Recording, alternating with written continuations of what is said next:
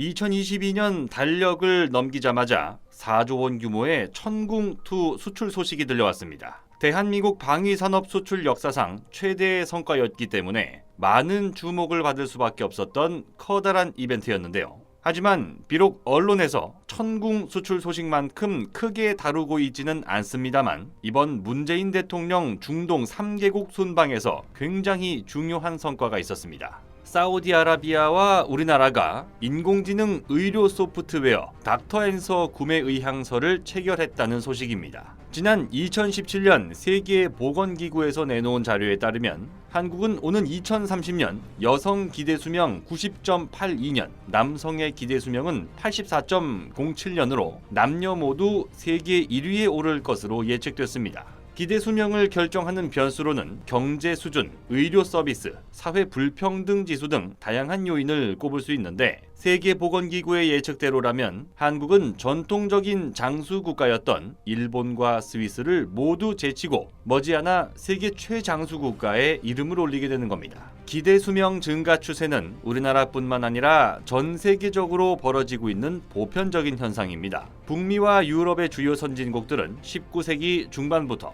나머지 대륙의 개발도상국들은 20세기 중반부터 빠르게 수명이 증가했습니다. 따라서 이제는 길어진 인생만큼 병상에 누워 보내는 일이 없도록 최대한 오랫동안 건강하게 사는 것이 더욱더 중요한 문제로 떠올랐는데요. 문제는 선진국으로 갈수록 수명은 늘어나는데 출산율이 감소하면서 생산 가능 인구가 감소하게 된다는 겁니다. 결국 고령층에 대한 의료복지 비용은 늘어나는 반면 젊은 층의 부담이 급격히 증가해 결국 적자를 면치 못하게 됩니다. 지난 2019년 당시 일부 언론에서는 5년 뒤 건강보험 준비금이 고갈된다는 전망을 내놓기도 했는데요. 결국 해프닝으로 끝나기는 했습니다만 공공의료복지 서비스 확대가 재정 건전성을 해칠 수 있다는 것은 반박하기 어렵다는 것이 현실입니다. 결국 의료복지 서비스를 최대한 효율적으로 운용하기 위해서는 불필요한 지출을 막아야 하는데요. 가장 좋은 방법은 치료보다 예방에 집중하는 겁니다. 각자 개인마다 상이한 생활 습관을 감안해 쉽게 노출될 수 있는 질병이 어떤 것인가를 파악하고 이를 사전에 예방하거나 초기에 발견하는 것이 중요합니다. 이렇게 되면 치료 과정에서 받게 되는 환자의 고통을 줄일 수 있는 것은 물론 중증 이상의 만성 질환으로 발전해 장기간 높은 의료 비용이 발생하는 것도 막을 수 있기 때문입니다. 그런데 인공지능 기술을 활용해 이러한 일을 대신 해줄 소프트웨어를 지난 2020년 우리나라가 세계 최초로 만들어냈습니다. 이번에 사우디아라비아가 구매 의사를 밝힌 닥터앤서라는 소프트웨어가 그 주인공인데요. 과학기술정보통신부는 지난 2018년부터 3년간 총 488억 원을 들여 서울 아산병원을 중심으로 한 48개 의료기관 및 정보통신 관련 기업과 함께 닥터앤서 1.0을 개발했습니다. 총 21개 소프트웨어로 구성된 닥터앤서 1.0은 딥러닝 기술을 통해 진료 데이터와 의료 영상을 비롯한 각종 자료를 분석하며 스스로 학습을 하고 이를 바탕으로 대장암, 치매, 유방암 등 8대 질환을 진단하고 치료할 수 있게 지원하는 인공지능 의료 소프트웨어입니다. 5년 동안 수많은 병원을 돌아다니며 검사해도 파악되지 않던 환자의 병명을 단 15분 만에 진단하는 놀라운 성과를 보여주기도 했는데요. 여기서 한 발 더 나아가 우리나라는 세계 최초의 인공지능 의료 소프트웨어 개발 경험을 바탕으로 오는 2024년까지 분당 서울대병원이 주도하는 한 단계 업그레이드된 닥터앤서 2.0을 선보일 예정입니다.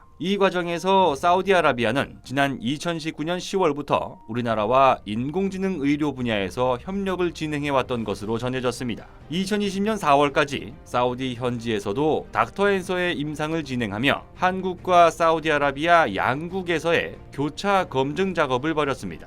그 결과 사우디 국방보건부 반다르 알 크나위 박사는 지난 12월 성과 보고회 자리에서 한국과 지속적인 협력 관계를 유지하고 싶다는 의사를 내비치기도 했는데요. 결국 우리가 세계 최초로 개발한 인공지능 의료 소프트웨어를 외국에 처음 수출하는 성과를 바로 눈앞에 두게 됐습니다. 한국은 지난 2021년 유엔 산하기구가 공식적으로 인정한 선진국 그룹에 합류했습니다. 하지만 선진국이라고 하는 모든 나라들이 우리나라 국민들처럼 조금만 몸이 아파도 편하고 부담 없이 병원에 갈 수 있는 것은 아닙니다. 우리나라는 삼시세끼조차 제대로 챙겨 먹지 못했던 1963년 일찌감치 의료보험법을 제정하며 세계 각국의 비웃음을 사기도 했습니다. 하지만 상류층에 국한됐던 의료보험 적용 대상을 점차 확대해 나가며 2000년 7월 건강보험공단을 출범시켰고 2003년 7월 1일부로 각 직장과 지역별로 쪼개져 조합 방식으로 운영되던 건강보험을 통합 방식으로 바꿨습니다.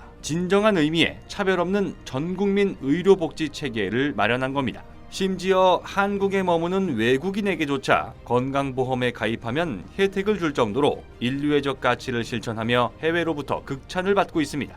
의료복지에 있어서는 세계 최고의 선진국이라는 타이틀이 아깝지 않은 대한민국이 이제는 인공지능 기술을 통한 의료비용 절감으로 전 세계의 모범이 되고 있습니다.